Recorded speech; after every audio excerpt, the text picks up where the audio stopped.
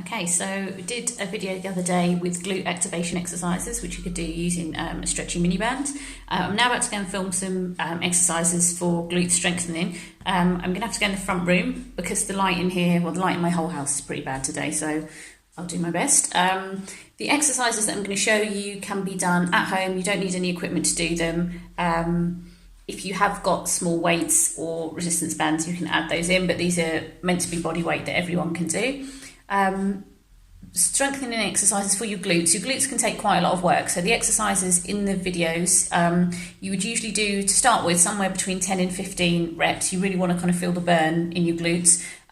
You could go anywhere up to about 30 reps on some of them. So just see what works for you. So maybe start with 10 to 15 reps, around about 3 times through for each exercise. As they get a little bit easier, then you might want to push the reps up.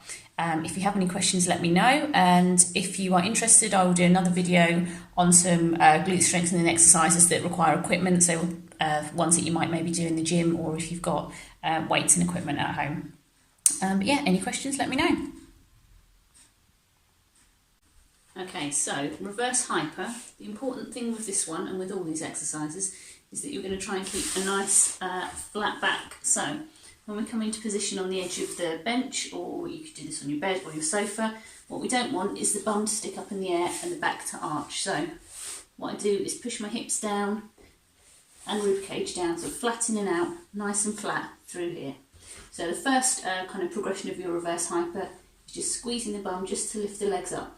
And this is as far as we need to come. If we do this, then I'm not really using my bum anymore, I'm starting to use my back to do it. So just to this point, so bum squeezed hard, and you might just hold that for say 30 seconds and do that a few times. So that's your first option for your reverse hyper.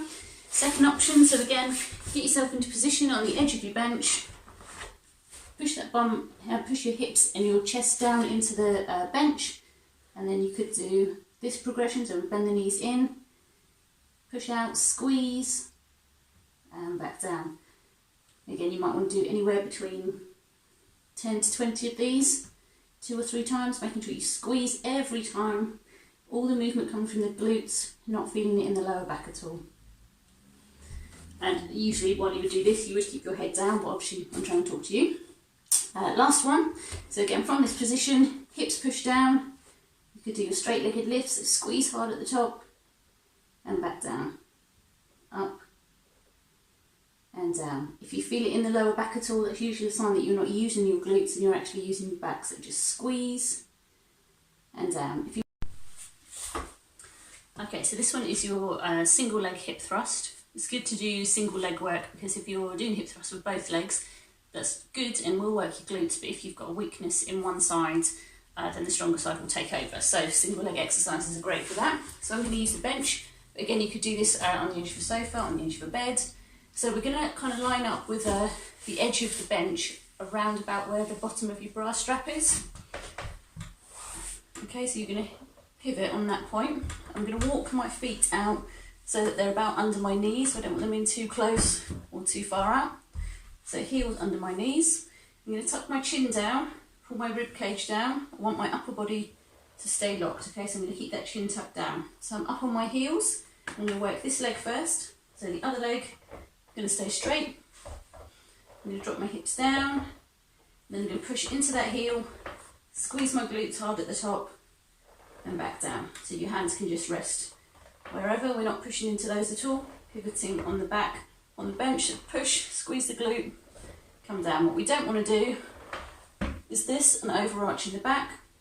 So we're going to squeeze and back down. So you probably want to do, again, 10 to 15 of these on each leg, 2 to 3 times.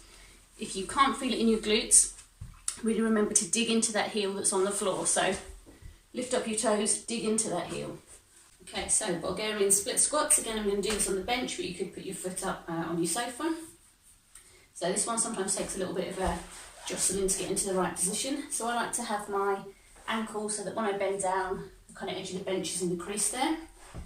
And we want your front leg in a position so that when you bend down, you've got about a 90-degree angle on that front knee. So that's why I say you might have to kind of do a little bit of wiggling around. So we're going to stay relatively upright.